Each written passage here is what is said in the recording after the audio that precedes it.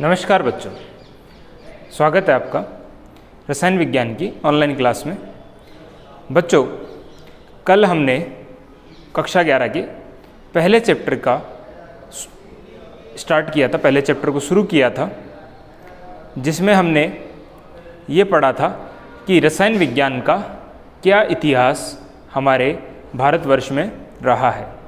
आज हम शुरू करेंगे रसायन विज्ञान की महत्वता या रसायन विज्ञान का महत्व। तो आज का हमारा टॉपिक है रसायन विज्ञान का महत्व, इम्पोर्टेंस ऑफ केमिस्ट्री। देखिए, रसायन विज्ञान का महत्व हमारे जीवन के लगभग सभी क्षेत्रों में होता है। जैसे अगर हम बात करें तो हमारे भोजन में शामिल विभिन्न तत्व, भोजन में शामिल विभिन्न तत्व जैसे वसा, प्रोटीन, कार्बोहाइड्रेट,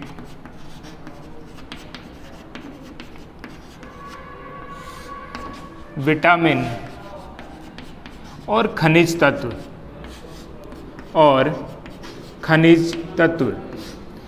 ये सभी रसायन विज्ञान का ही हिस्सा हैं।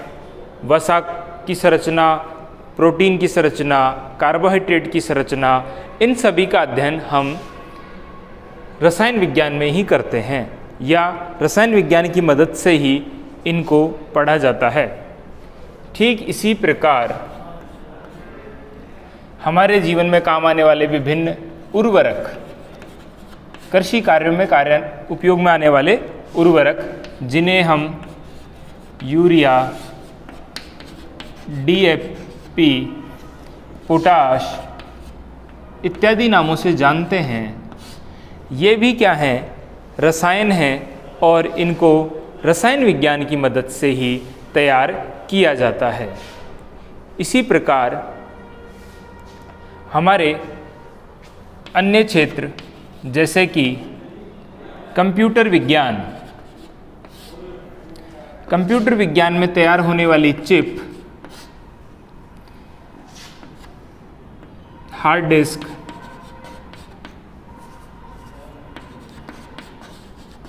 इत्यादि भी रसायन विज्ञान की मदद से ही तैयार होती हैं।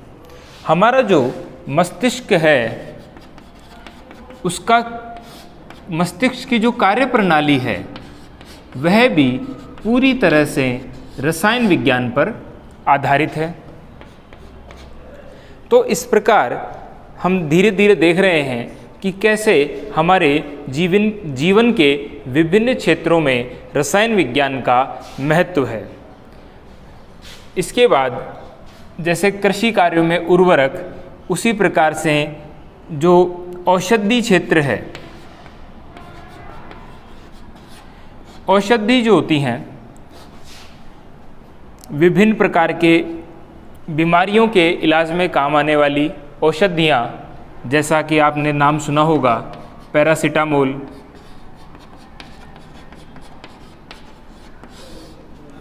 एस्प्रिन,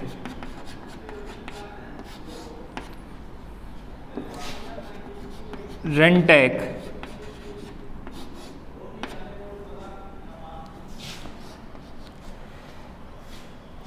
ये रसायन विज्ञान की मदद से तैयार की गई औषधियाँ हैं।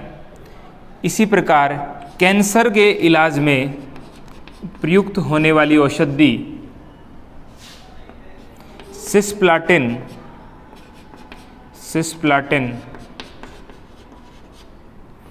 और टैक्सोल, ये भी एक प्रकार के रसायन है। एड्स के इलाज में प्रयुक्त की जाने वाली औषधि AZT, जिसे हम एजिडोथायमिडीन के नाम से जानते हैं, प्रयुक्त ली जाती है, जो रसायन विज्ञान की मदद से तैयार होने वाला एक प्रकार का रसायन है। ठीक इसी प्रकार विभिन्न प्रकार के अतिचालक, सुपरकंडक्टर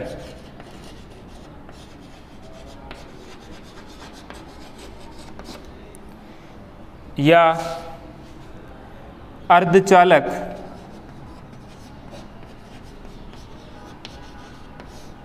सेमीकंडक्टर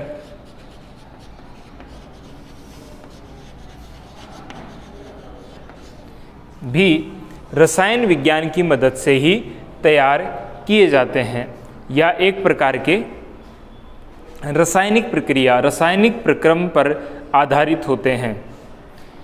ऐसे ही हमारे पास में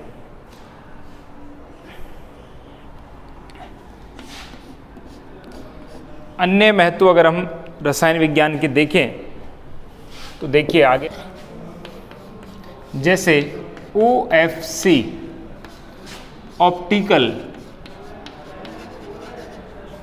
फाइबर केबल,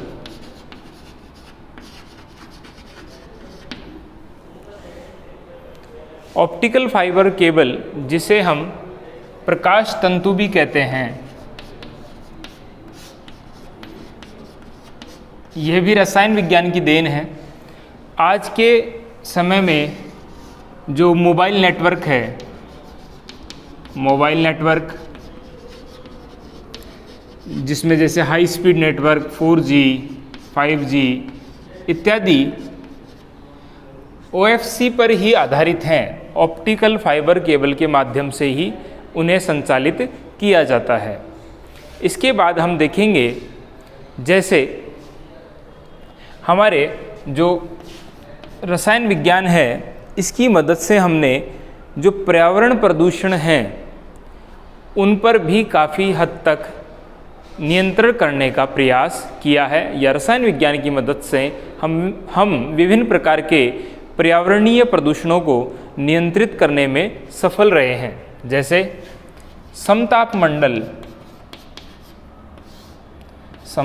मंडल जिसे हम स्ट्रेटोस्फेयर के नाम से जानते हैं, तो समताप मंडल में ओजोन परत पाई जाती है, ओजोन लेयर, ओजोन परत पाई जाती है।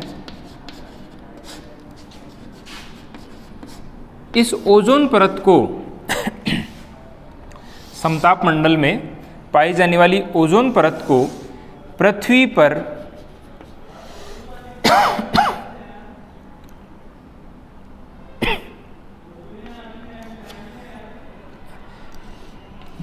पर वाहनों से या फैक्ट्रियों से निकलने वाले धुआं की वजह से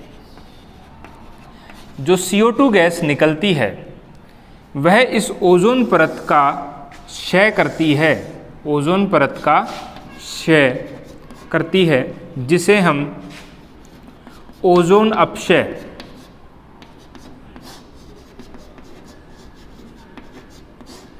ozone depletion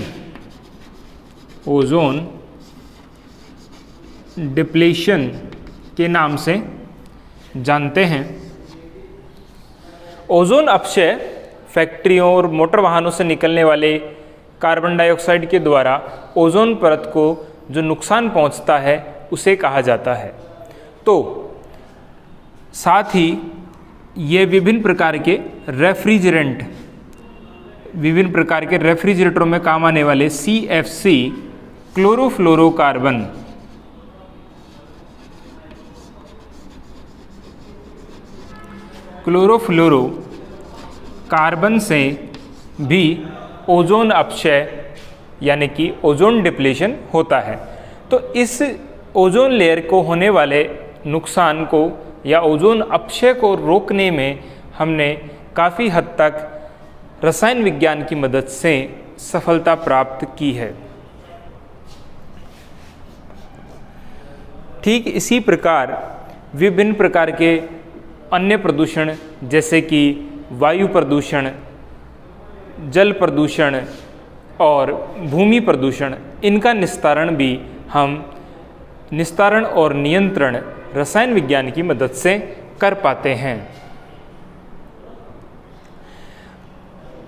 green house gas, जो कि ग्रीन हाउस गैसें जैसे कि मीथेन, कार्बन डाइऑक्साइड के कारण जो हमारे पृथ्वी के तापमान पर प्रभाव पड़ता है, जिसे हम ग्रीन हाउस प्रभाव कहते हैं, पृथ्वी के तापमान पर प्रभाव पड़ता है। जो ग्रीन हाउस गैसें होती हैं जैसे कि मीथेन, CO2 आदि क्या करती हैं, पृथ्वी के तापमान में वृद्धि कर देती हैं, जिसे हम ग्रीन हाउस इफेक्ट कहते हैं। ग्रीन हाउस इफेक्ट कहते हैं। इस ग्रीन हाउस इफेक्ट को कम करने के लिए, यानी कि मीथेन और कार्बन डाइऑक्साइड के मात्रा के, इस ग्रीन हाउस इफेक्ट को कम करने के लिए हमें मीथेन और कार्बन डाइऑक्साइड गैस का वातावरण में उत्सर्जन जो है उसे नियंत्रित करना पड़ता है। और इसको नियंत्रित करने के लिए हम रसायन विज्ञान की मदद से विभिन्न प्रयास कर रहे हैं और इसमें हम काफ़ी हद तक सफल भी रहे हैं, जिससे हमने पृथ्वी के तापमान को नियंत्रित करने में कुछ हद तक सफलता प्राप्त भी की है। तो इस प्रकार हम देख रहे हैं कि रसायन विज्ञान का जो महत्व है वो हमारे जीवन के विभिन्न क्षेत्रों में है। इन्हीं में से कुछ क्षेत्रों जैसे कृषि कार्य में उपयोग आने वाले पीड़कनाशी,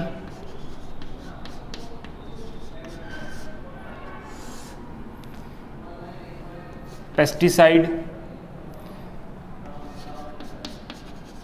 शाकनाशी, हर्बिसाइड, पेस्टिसाइड और हर्बिसाइड इत्यादि का निर्माण या कीटनाशी, इंसेक्टिसाइड,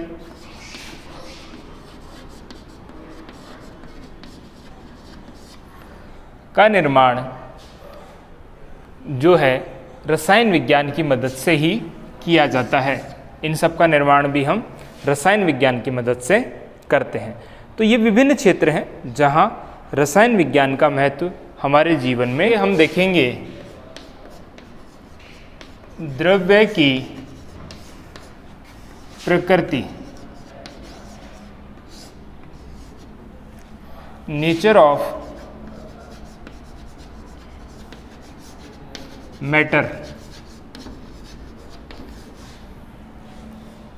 देखिए, द्रव्य क्या है, हमें ये जानना आवश्यक है।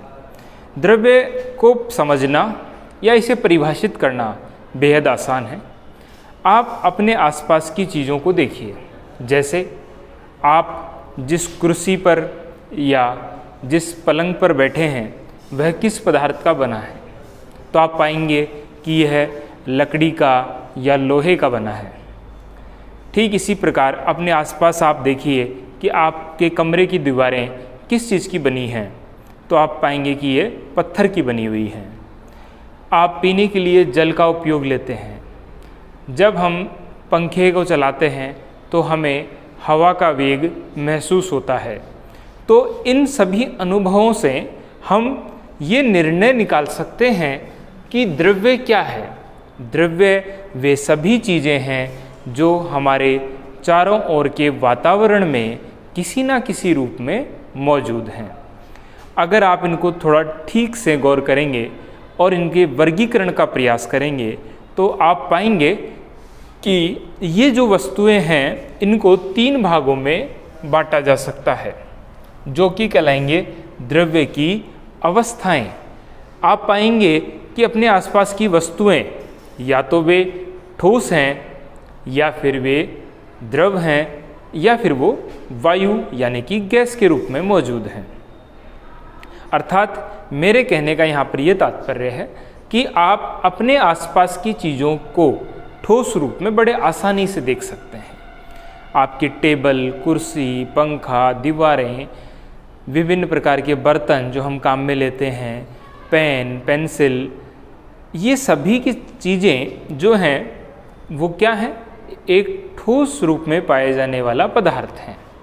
ठीक इसी प्रकार दूध, पानी जो है वो क्या है? ये द्रव रूप में पाए जाने वाले पदार्थ हैं। और गैस जो है उसे हम देख तो नहीं पाते, लेकिन आप अच्छे से इसको महसूस कर सकते हैं। जब आपके कमरे में पंखा या कूलर चल रहा होता है तो आप इसके वेग को, हवा के वेग को बहुत ही आसानी से महसूस कर सकते हैं। अर्थात हवा यहाँ पर जो है वो गैस रूप में मौजूद द्रव्य का एक प्रकार है। तो द्रव्य की जो प्रकृति है, द्रव्य की प्रकृति ठोस, द्रव और गैस रूप में पाए जाने की है। द्रव्य की जो प्रकृति है ठोस, द्रव और गैस रूप में पाए जाने की है। साथ ही द्रव्य की प्रकृति यह भी होती है कि ये जो तीनों रूप हैं, ठोस, द्रव और गैस, ये आपस में परिवर्तनशील होते हैं। अर्थात इन्हें एक रूप से दूसरे रूप में परिवर्तित किया जा सकता है। जैसे यदि आपके पास ठोस रूप में कोई वस्तु है, जैसे मान लीजिए कि आपके पास में बर्फ है, अगर आप इसे गर्म करेंगे, ताप इसे आप देंगे, तो आप पाएंगे कि ये द्रव में परिवर्तित हो गया है या जल में परिवर्तन इसका हो गया है। तो बर्फ जो है वो ठोस रूप था द्रव्य का, और जल जो है वो द्रव्य का द्रव रूप है। द्रव्य यानी कि मैटर का द्रव रूप है, लिक्विड है।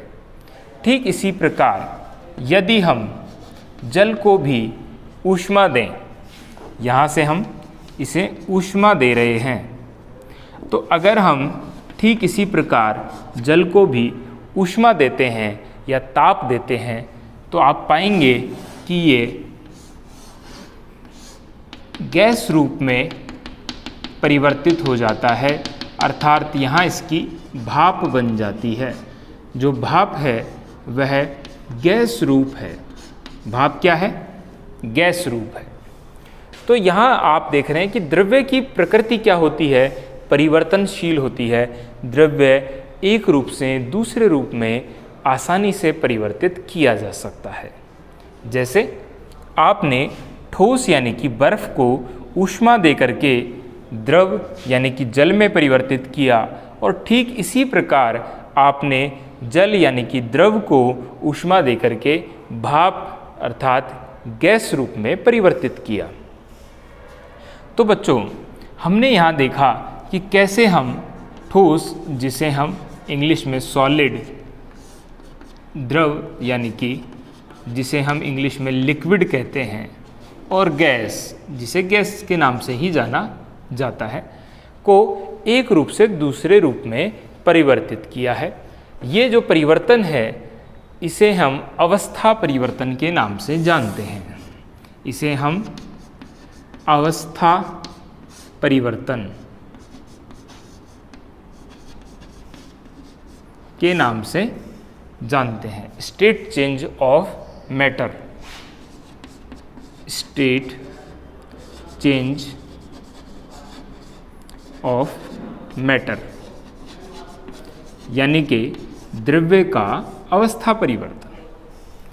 तो बच्चों, क्या हम इसे विपरीत दिशा में भी कर सकते हैं? तो जब आप इसके बारे में विचार करेंगे तो पाएंगे कि काफ़ी सारे प्रक्रम या काफ़ी सारे अवस्था परिवर्तन ऐसे होते हैं जो उत्क्रमणीय होते हैं और दोनों दिशाओं में जिनको संचालित किया जा सकता है।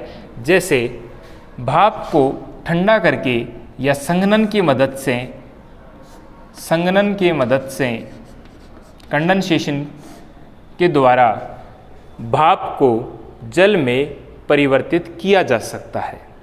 ठीक इसी प्रकार जल को या द्रव को भी ठंडा करके फ्रीजिंग यानी कि जमने की प्रक्रिया के द्वारा वापस से जमने की क्रिया, जिसे हम फ्रीजिंग कहते हैं, फ्रीजिंग के द्वारा जल को ठोस रूप यानी कि बर्फ़ में परिवर्तित किया जा सकता है। और फ्रिज में हम जल को रख के बर्फ़ में परिवर्तित करने का कार्य अपने घर पर करते भी हैं, जिससे आप भली भांति परिचित हैं। तो ये जो है द्रव्य की प्रकृति है। इसके आगे हम चर्चा करेंगे द्रव्य की अवस्थाओं के बारे में। अर्थात हमने जो यहाँ द्रव्य की 3 अवस्थाएं लिखी हैं, लिक्विड, सॉलिड और गैस, इनके बारे में ही हम आगे विस्तार से जानेंगे अगली कक्षा के अंदर। धन्यवाद।